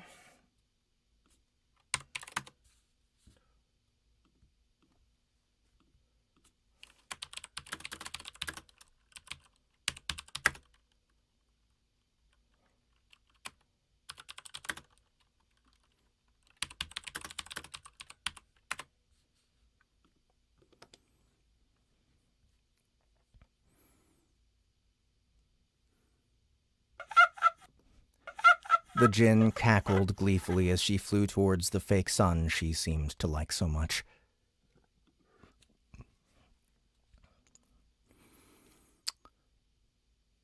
Cora and Drea, who had silently watched the whole thing transpire from the sidelines, were having a hearty laugh and a stifled giggle at Jen's expense.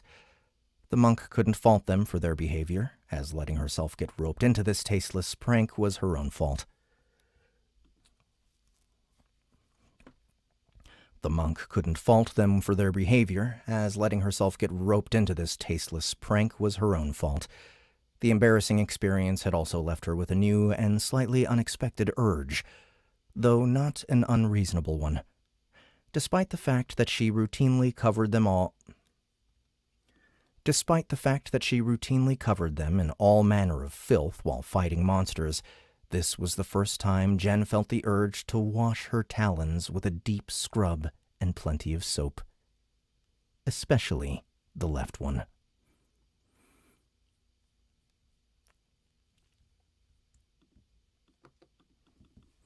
You're thinking she's sounding like Katya? That's interesting. Joseph Walakonis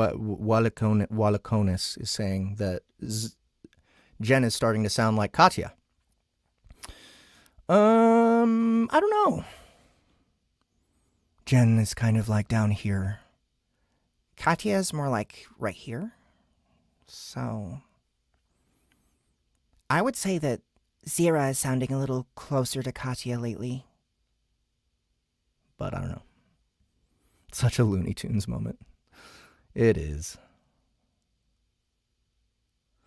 Sorry, guys. Just keeping up with the chat here.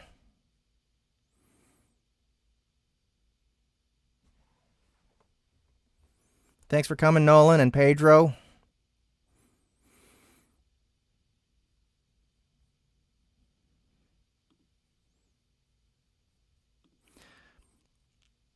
What's up, Phoenix Overburn? Good to see you too. Oh, geez. Oh, I'm just throwing things everywhere in my booth.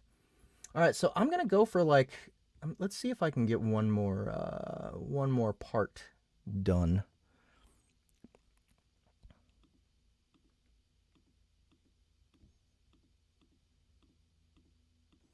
Don't think I can get it done in a half hour, which is what I would want to put in.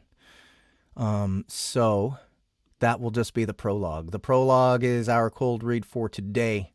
I'm going to come back tomorrow, and I'm actually going to start at 11 tomorrow. Tomorrow's Wednesday. Yeah, I'm going to start at 11 a.m. CT tomorrow because I want to get more done. And I think I'm only going to do like 3 cold reads this time because this is actually quite a short book. I'm already, like, just that prologue is 7% of the beginning, or 7% of the whole book. So yeah, I mean, yeah, I mean 3 or maybe 4. Maybe I'll finish off the week with the cold read, and then I'll keep going through the weekend and record Monday, Tuesday, and Wednesday. By the way, guys, first of all, before I go, I'm going to just do well, I'm going to tell you guys I'm going to be at New York Comic-Con next week. So, let's see. I get in on Thursday. So I should have Monday, Tuesday, Wednesday to finish up this book. That shouldn't be a problem for me. But I'm going to be at New York Comic-Con for that whole weekend. If anybody's going there, or if anybody lives in New York, watch out for me. I'm not exactly sure what I'm going to do. I'll post something in the Facebook group about, like, places I might be. But yeah, I like Comic-Cons. New York Comic-Con is like, I don't know, mixed feelings about it because it's so gigantic and so legendary that part is cool. But at the same time, it's so gigantic and it's legendary. So it's like everyone's shoulder to shoulder all the time. And the entire Javits Center is completely filled up with Comic-Con stuff. And it makes that massive venue seem small. That's just how many people come to this New York Comic-Con. So if you guys have time or inclination, come to Comic-Con. It should be fun. Also, yeah, don't forget, guys, the Dungeon Crawler Carl audio immersion tunnel is now available. The first episode for free, if any of you guys did not know. Tomorrow is going to be 11 a.m. CT. I don't know, possibly even 10. Just watch out. I'll let you guys know. Be sure to subscribe to the YouTube channel. Go to get our newsletter, although our newsletter is probably not going to say. Get in our Facebook group. You'll get notifications that way as well. Get to our Discord server. All the links to those things are in the description below. And yeah, DCC Audio Immersion Tunnel for free, 3 hours, full cast, sound effects, and music. It's a complete reboot, and it's absolutely beautiful. The episode 2 releases on October 31st, and we're releasing a new episode every 2 weeks from that point on. So if you want to get it at a discount, you should go pre-order the entire season now.